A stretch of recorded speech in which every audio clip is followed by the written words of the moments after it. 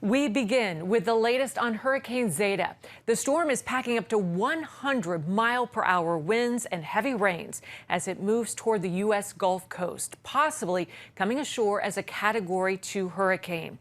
Residents are preparing for up to 9 feet of storm surge in low-lying areas as hurricane warnings have been issued along the Mississippi-Alabama border. In New Orleans, city officials have urged residents to evacuate voluntarily. Zeta is the 27th named storm of the 2020 hurricane season and the 11th to strike the U.S., breaking a national record. Joining us now for more is Chief Meteorologist at Weatherbell, Joe Bistardi. Joe, how strong will Zeta be when it makes landfall, and what cities along the Gulf will see the worst of it? Well, New Orleans, Biloxi, and Gulfport are going to get hit the worst with this, and it will carry damaging winds well into Alabama. I believe it's I-59, that corridor up there, Tuscaloosa, Birmingham, and then it'll start to weaken as it gets in the mountains in northeast Alabama during the day tomorrow. It'll weaken after it comes ashore, obviously. I expect it to be right over New Orleans.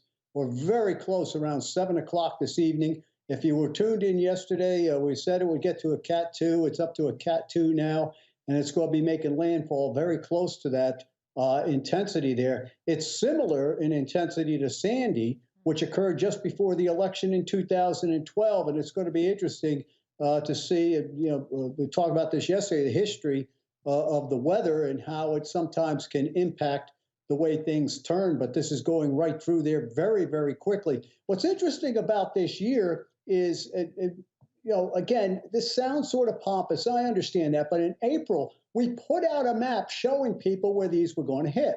Now, I got questions say, well, don't they always hit there? No, we didn't have that map last year or the year before. We didn't think there'd be much hitting the coast those 2 years. We had a lot in 2017. And what you can see now is where they've actually gone toward that area. So we correctly dissected a pattern that was setting up for what we call the Madden-Julian oscillation, certain phases of that. And you see those numbers there, if the map is up, favor that. And that's why we figured that this season would be a very big season. And there may be one more.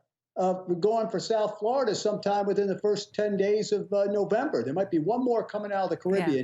But let's deal with this now. Landfall is coming around 4 or 5 o'clock to the Central Time to the southwest of New Orleans. It's over New Orleans around 6 or 7 o'clock. Up near Gulfport, Biloxi, in that area around 9, 10 o'clock. Those are when your strongest winds are going to occur. There'll be wind gusts to 100 miles an hour probably on the east side of New Orleans, 70 miles an hour on the west side, and both Biloxi and Gulfport will probably get those kind of wind gusts also, and that'll diminish as it goes inland. Hey, Joe. The parting shot moves off the mid-Atlantic coast and may snow in back of it in New England and New York on Friday. Wow, bringing snow. Well, are tornadoes and flooding going to be issues with Zeta? I think there's going to be tornadic activity late tonight into tomorrow from southeast Alabama on up into southeast Virginia with this. That's always a tricky type of situation with that. But I've noticed that storms that get over the Appalachians for a while, those are the ones, and I think it's because they drag dry air out of the Appalachians after, and there's a lot of warm, moist air in front of it. You get the intersection of that. So I'm very concerned tomorrow, late tonight and tomorrow, as this gets inland, that we are going to have some tornadic activity. I wouldn't be surprised if you guys got put under a tornado watch during the day tomorrow as this goes by to your west and north. Oh, you mean here in Virginia Beach? Virginia Beach. Wow. So, and to the north of it, there's going to be a cold rain, and it'll move off the coast and head rapidly out to sea. But we got some real cold air coming in behind it, some of that cold air that's been in the plains. By the way, November 21st, 22nd, 1985, even more extreme, we had a Category 3 in the Gulf of Mexico. And November 21st, with record cold in the Central Plains. So which brings me to my next question, Joe. Do you think this is the last storm we will see this season?